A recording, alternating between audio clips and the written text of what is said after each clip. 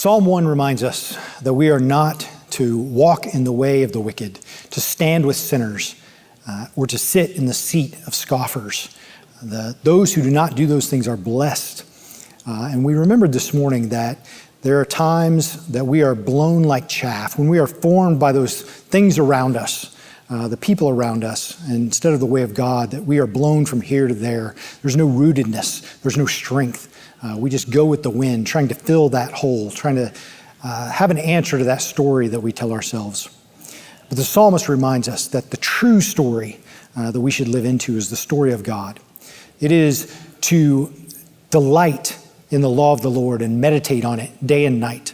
And the law of the Lord is not just the rules and regulations of the Old Testament. The law of the Lord is the story of God, the God who covenants with his people, and the God who has promised to be faithful and true, and the God who, at the ascension, reminded us that what God says, God will complete.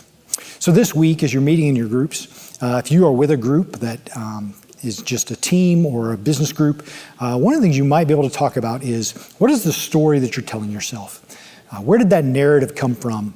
And really get at what drives us, what moves us forward, what makes us think what we think about ourselves. For those of you who are in groups, church groups, small groups, discipleship groups, you can ask that same question too, but maybe go a step further and say, what are the parts of the story of God that have formed you significantly? What are those parts of the story of God that give you delight, and why?